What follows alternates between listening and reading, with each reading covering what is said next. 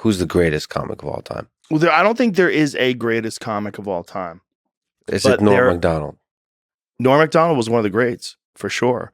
Well, by the way, actually, on that topic, what do you think about his? I think as a person who is fascinated by the fear of death and death, I think it was a truly genius thing to release a special after you're dead. I don't know how that works. I haven't seen the special. Have you? It's not. Yeah, it's called, I think, Nothing Special, Which sounds like something Norm would say. And it's basically him in front of. I mean, I imagine he wouldn't have wanted it edited that way because it's made to look nicer than I think he probably would have preferred it.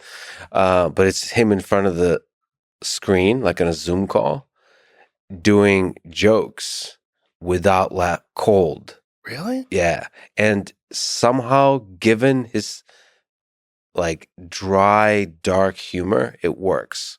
Because it's almost making fun of itself.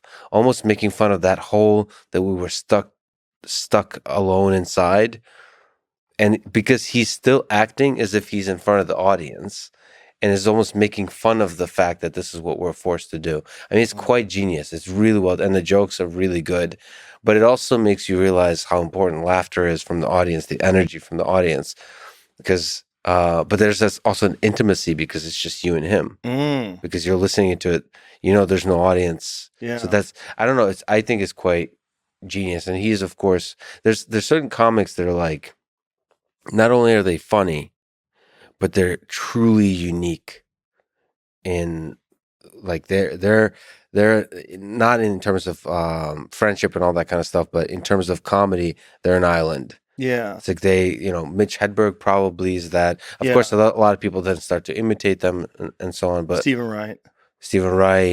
Yeah. I mean, there's like people who are like, Dave Chappelle, who's like probably one of the greats, but he's just like raw funny. Yeah. I don't know if he's an island. He's just raw. Yeah, I know what you're saying. An outlier, a unique individual. Yeah, he's just great. Norm was definitely unique in his greatness. Like there's only one Norm, who's got a very specific style. Is there a reason you guys weren't? It doesn't seem like you guys were close. I mean, I loved him. He was great. I always enjoyed talking to him. We just didn't work together that often. We weren't around each other that often. That's all it was. But it wasn't like, I loved him though.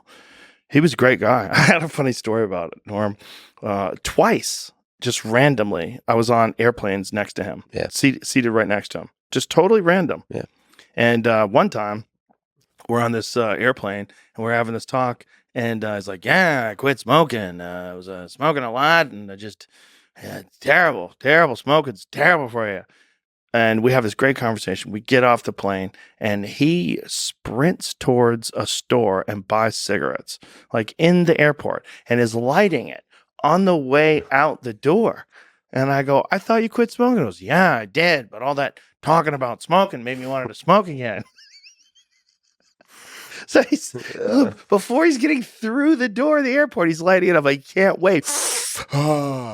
He can't wait to get that cigarette in him. He was just so crazy and impulsive and loved to gamble. He loved gambling.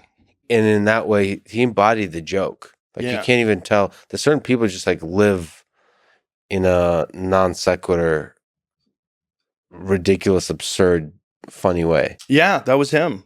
I mean, nonstop. It's just there was nothing artificial about Norm.